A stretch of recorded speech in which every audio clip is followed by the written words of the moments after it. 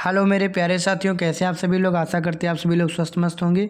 आइए यहाँ पर हम इस वीडियो के माध्यम से आप किसी भी एग्ज़ाम की तैयारी कर रहे हैं, चाहे आप बिहार की बीपीएससी की तैयारी कर रहे हों या फिर आप रेलवे की कर रहे हों, आरआरबी एनटीपीसी की कर रहे हों, ग्रुप डी की कर रहे हों, तो सबके लिए जो है ये साइंस का हमारा लेक्चर है, तो उसको ज़रूर ही देखें आप लोग। गति वाले नामक पाठ से यहाँ पर ये पहला लेक्चर आप सभी के सामने, तो इसको आप लोग देखिए। पहला क्वेश्चन है कि यदि कोई वस्तु गमन करते हुए अपने प्रारंभिक बिंदु पर पहुंच जाए तो अंतिम विस्थापन क्या होगा। देखिए, जैसे यहाँ से स्टार्ट हुई कोई वस्तु, घूम के यहीं पर फिर आ गई, तो इसका मतलब क्या होगा, विस्थापन उसका कितना हुआ। तो विस्थापन उसका कितना हो जाएगा, 0, क्योंकि भाई यहीं से चली और यहीं आ गई, तो फिर किसका विस्थापन कितना हो गया, 0 हो जाएगा, 0 हो जाएगा। विकल्प बी यहाँ पर राइट आंसर हो जाएगा। आइए देखते हैं दूसरा प्रश्न, गति का द्वितीय समीकरण क्या है। तो देखिए, गति का ये पहला समीकरण है, v बराबर यू प्लस ए टी, दूसरा है एस बराबर u t plus half a t square, और तीसरा होता है बी स्क्वायर बराबर u v square minus u square बराबर 2as। ठीक, यहाँ पर ये हो जाएगा। तो ये अपना सेकंड समीकरण है, एस बराबर u t plus half a t square. चलिए इसके आगे बढ़ते हैं, एक सेकंड। तीसरा क्वेश्चन देखते हैं क्या है, किसी लटके हुए कालीन को जब छड़ी से पीटा जाता है तो धूल के कण उससे बाहर निकल जाते हैं, इसका क्या कारण होता है। किसी लटके हुए कालीन को जब छड़ी से पीटा जाता है तो धूल के कण उससे बाहर निकल जाते हैं। देखिए, जैसे ये कालीन लटकी है और इस पर जब डंडी का प्रहार करेंगे, स्टिक का प्रहार करेंगे, तो पहले देखिए, पहले ये जो छड़ी थी, ये क्या नाम, कालीन, पहले जो ये कालीन थी, कालीन भी विरामावस्था में थी, और इसमें जो धूल के कण थे वो भी विरामावस्था में थे, और जब स्टिक आपने इस पर मारी तो भाई कंबल क्या हो गया, कालीन क्या हो गई, ये गतिशील अवस्था में आ गई, लेकिन इसके जो धूल के कण इसमें थे वो विरामावस्था में ही रहे और इसकी वजह से वो नीचे गिर गए। तो जड़त्व के कारण यहाँ पर गिर गए। जड़त्व का नियम कहता है, या कह लीजिए न्यूटन का प्रथम नियम या जड़त्व का नियम ये कहता है कि यदि कोई वस्तु विरामावस्था में है तो विरामावस्था में ही रहेगी। ठीक, ये गति की अवस्था में तो गति की अवस्था में रहेगी। चलिए यहाँ पर व्याख्या देखो दी गई है, तो यहाँ पर पढ़ लेंगे। किसी वस्तु के स्थिर अथवा गतिमान बने रहने की प्रवृत्ति जड़त्व कहलाती है, या वस्तु का वह गुण है जिसके कारण वह अपनी विराम की अथवा एक समान गति की अवस्था में परिवर्तन का विरोध करता है। द्रव्यमान किसी वस्तु के जड़त्व की माप है। वस्तु में यदि अधिक द्रव्यमान होगा तो उसमें जड़त्व भी उतना ही अधिक होगा। यहाँ पर यही बात बताई जा रही है।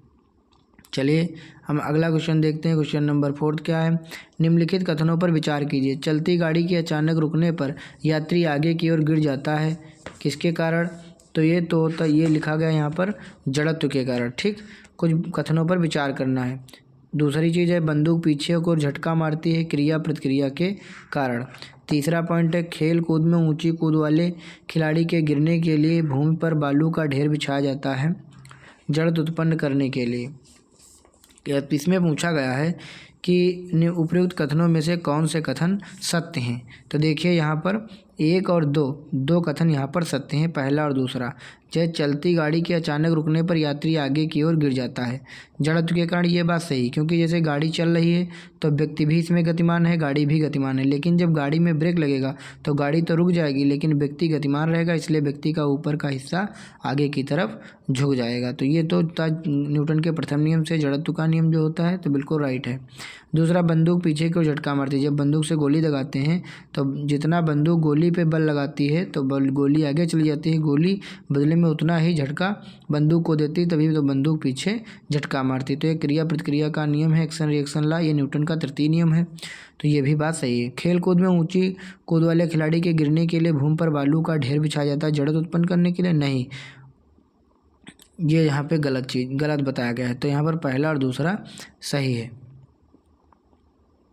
आइए हम लोग देखते हैं अगला क्वेश्चन नंबर, यहाँ पर देखिए, यहाँ पर व्याख्या भी की गई है कि ऊंची कूद वाले खिलाड़ी को गिरने के लिए बालू का ढेर बिछाया जाता है, इसलिए ताकि खिलाड़ी का संवेग बहुत धीरे धीरे कम हो। कठोर भूमि पर संवेग कम समय में शून्य होता है तथा संवेग परिवर्तन दर अधिक होगी, जिससे खिलाड़ी को चोट लग सकती है। कहने का मतलब ये है कि अगर सूखी भूमि पर वो गिरेगा तो संवेग जो है क्या होगा, बहुत जो है कम समय में शून्य होगा, तो उसको चोट लग जाएगी। लेकिन वहीं हम बालू का ढेर लगा देंगे, उस पर गिरेगा तो संवेग उसका क्या होगा, धीरे धीरे कम होगा और वो उसके चोट नहीं लगेगी। चलिए यहाँ पर क्वेश्चन नंबर 5 देखते हैं क्रिकेट खिलाड़ी तीव्र गति से आती हुई गेंद को कैच करने के लिए अपने हाथों को पीछे की ओर हटाता है, क्यों? ऑप्शन पहला है गेंद के संवेग का परिवर्तन दर कम हो जाए जिससे चोट नहीं पहुंचे, तो यही ऑप्शन हमारा राइट हो जाएगा। क्यों पीछे की तरफ जो है हाथ करता है, धीरे धीरे ले जाता है कि उसका जो है संवेग धीरे धीरे कम हो जाए। आइए देखते हैं व्याख्या। गति के द्वितीय नियम के अनुसार यदि वस्तु में संवेग परिवर्तन की दर अनुप्रयुक्त बल के समानुपाती होती है और उस दिशा में होती है जिसमें बल प्रभाव डालता है, क्रिकेट गेंद का संवेग अधिक होता है, इसलिए उसे रोकने के लिए संवेग को शून्य तक कम करना होता है। अतः हाथ पीछे करने के कारण खिलाड़ी को संवेग शून्य करने के लिए अधिक समय मिल जाता है और उसे चोट नहीं लगती है। ठीक, आइए देखते हैं क्वेश्चन नंबर 6। मनुष्य जब नदी के किनारे नाव से बाहर कूदता है तो नाव कहाँ चली जाती है? पीछे हटती है। देखिए, जैसे ये अपनी नाव हो गई और इस पर कोई व्यक्ति जो है खड़ा है और ये जब आगे की तरफ कूदेगा तो नाव पीछे की तरफ चली जाए। क्यों? क्योंकि जब ये आगे कूदता है तो पैरों से जो है धक्का इसको नाव को पीछे की ओर लगता है और नाव पीछे की ओर खिसक जाती है। देखिए, नाव से बाहर आते समय मनुष्य नाव को पैर से पीछे दबाता है, अर्थात वह नाव पर धक्का यानी बल लगाता है। नाव मनुष्य की ओर बराबर तथा विपरीत बल लगाती है, जिससे मनुष्य आगे की ओर बढ़ता है और नाव पीछे हट जाती है। जैसे हम लोग ज़मीन पर भी चलते हैं तो हम ज़मीन पर बल लगाते हैं और हम आगे की तरफ बढ़ते रहते हैं। 7 नंबर क्वेश्चन है यहाँ पर, न्यूटन का प्रथम नियम किस राशि को परिभाषित करता है? तो न्यूटन का जो पहला नियम होता है, प्रथम नियम, किस राशि को परिभाषित करता है? क्रिया प्रतिक्रिया, ये तो तृतीय नियम है। त्वरण को तो करेगा नहीं, संवेग को भी नहीं, तो न्यूटन का प्रथम नियम किसको परिभाषित करता है? बल को परिभाषित यहाँ पर करेगा। वैसे तो जड़त्व का होता है, उसी में बल भी आ जाता है कि जब किसी वस्तु पर बल लगाते हैं तभी उसकी अवस्था में परिवर्तन होता है। चले यहाँ पर देखते हैं क्वेश्चन नंबर 8। प्रक्षेप गति का जो पथ होता है वो परवलयाकार होता है। जैसे यहाँ पर कोई भाला जैसे नीरज चोपड़ा ने फेंका था तो ऐसे जाकर गिरा था, तो परवलयाकार ये हो जाता है पथ। दीर्घतम परास प्राप्त करने के लिए ये परास होता है रेंज माने कितनी दूरी तक गई। पर लंबी कूद वाले खिलाड़ी को किस कोण पर कूदना होगा? कितने डिग्री पर ये कूदे जो ये ज़्यादा दूरी तय कर पाएगा? तो ये 45 डिग्री पे इसको कूदना पड़ेगा, तभी ये ज़्यादा दूरी तय कर पाएगा। शून्य से स्वतंत्र रूप से गिरने वाली वस्तु में क्या होता है? शून्य से स्वतंत्र रूप से गिरने वाली वस्तु में क्या होता है? समान त्वरण होता है। क्या होता है? समान त्वरण होता है। एक्सेलरेशन यहाँ पर सेम होता है। अश्व यदि एकाएक चलना प्रारंभ कर दे तो अश्वारोही के गिरने की आशंका का कारण है। मतलब जैसे कि घोड़े पर, ये घोड़ा और घोड़े पर कोई व्यक्ति यहाँ पर जो है बैठा है, तो जैसे घोड़ा अचानक चल देगा तो ये व्यक्ति पीछे की ओर गिर जाएगा। किस कारण से गिर जाएगा? तो विश्राम जड़त्व के कारण गिर जाएगा। कारण क्या है? जैसे ये घोड़ा होगा और इस पर आदमी बैठा है, घोड़ा अचानक, देखो अभी घोड़ा भी विरामावस्था में है, आदमी भी विरामावस्था में है। जब घोड़ा चल देगा अचानक से तो घोड़ा तो गति की अवस्था में आ जाएगा, लेकिन व्यक्ति विरामावस्था में रहेगा, आधा इसका ऊपर का हिस्सा, तो ये पीछे की ओर गिरने की इसकी संभावना रह जाएगी। विरामावस्था में ये रहने का प्रयास करेगा लेकिन नीचे का हिस्सा गतिमान हो जाएगा, इस कारण ये गिर जाएगा। तो विश्राम जड़त्व के कारण ऐसा होता है। चलिए, चलती हुई बस जब अचानक ब्रेक लगाती है तो उसमें बैठे हुए यात्री आगे की दिशा में गिरते हैं। इसका किससे समझाया जा सकता है? किस नियम से? तो ये न्यूटन का पहला ही नियम है कि जैसे कोई भाई गाड़ी जो थी, बस भी चल रही थी, साथ में इसमें बैठे यात्री भी गति की अवस्था में थे, बस भी गति की अवस्था में थी। बस एकदम से ब्रेक लगाएगी तो बस तो रुक जाएगी, लेकिन व्यक्ति का जो ऊपर का आधा मतलब धड़ की तरफ का सिरा होगा वो गति की अवस्था में जाने का प्रयास करेगा और आगे की तरफ वो झुक जाएगा व्यक्ति। अगला न्यूटन के गति का पहला नियम जाना जाता है। कौन सा नियम होगा न्यूटन के गति का प्रथम नियम? तो ये जड़त्व का नियम, लॉ ऑफ इनर्शिया इसको कहा जाता है।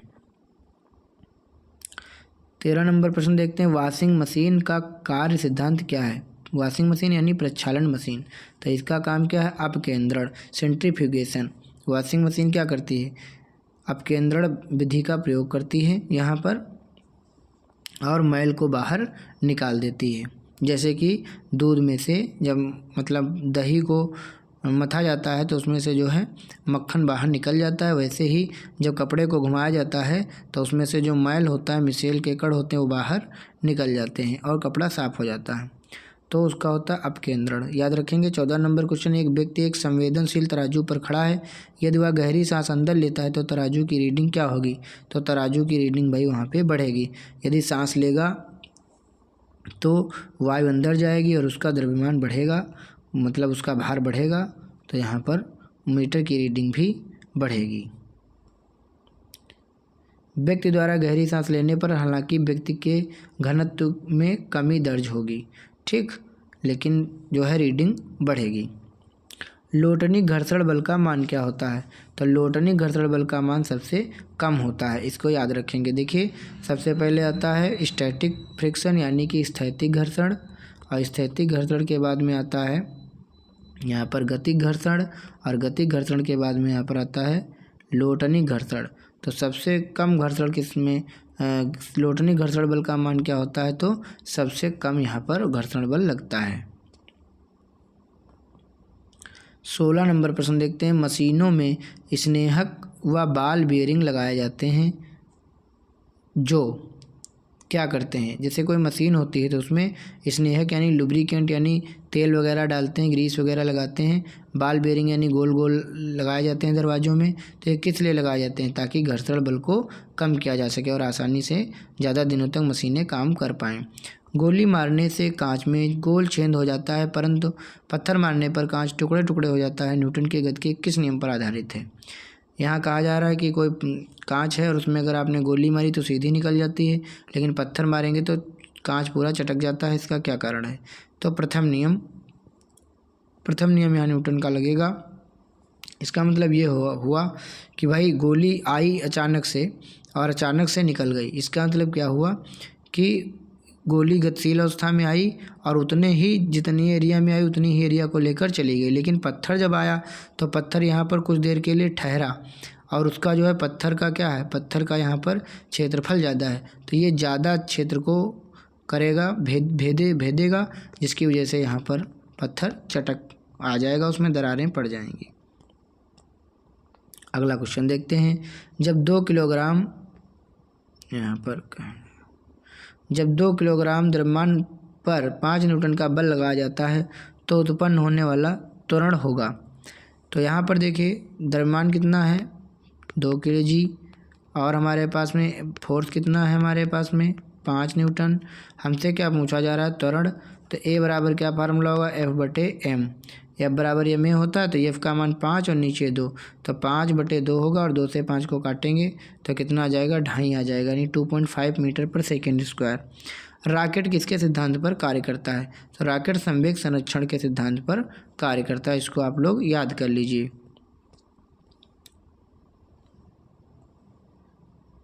इलेक्ट्रॉन का नाभिक के चारों ओर घूमना किस पर आधारित है? इलेक्ट्रॉन जो होते हैं वो नाभिक के चारों ओर कक्षाओं में चक्कर लगाते रहते हैं, तो ये किस पर आधारित है? तो ये अभिकेंद्र बल पर आधारित है। किस पर आधारित है? अभिकेंद्र बल पर।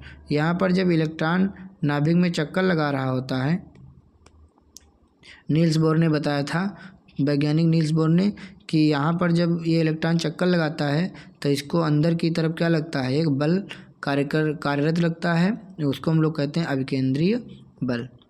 आइए देखते हैं प्रथम श्रेणी के उत्तोलक में क्या क्या होता है। प्रथम श्रेणी के उत्तोलक में आलंब आयास एवं भार के बीच में स्थित होता है, यानी जो आलंब होता है वो आयास एवं भार के बीच में स्थित होता है। ध्यान देंगे यहाँ पर प्रथम श्रेणी के जो उत्तोलक होते हैं, जैसे कि यहाँ पर कह रहा है, उसमें कह रहा है जो आलंब होता है आयास और भार के बीच में होता है। कैंची जैसे आप लोग ले लेंगे यहाँ पर, हैं, यहाँ पर क्या ले लेंगे? कैंची जैसे ले लेंगे। तो ये देखिए यहाँ पर जो ये आलंब है, आलंब माने सहारा, तो ये आलंब जो है ये बीच में है और यहाँ पर क्या रहेगा? भार रहेगा जिसको काटना है, और यहाँ पर आयास यानी कि बल, यहाँ से हम लोग बल लगाएंगे कैंची में, और यहाँ आलंब रहेगा बीच में और यहाँ पर भार रहेगा। ठीक, तो इसको आप लोग याद कर लेंगे। कैंची इसका बहुत अच्छा उदाहरण है।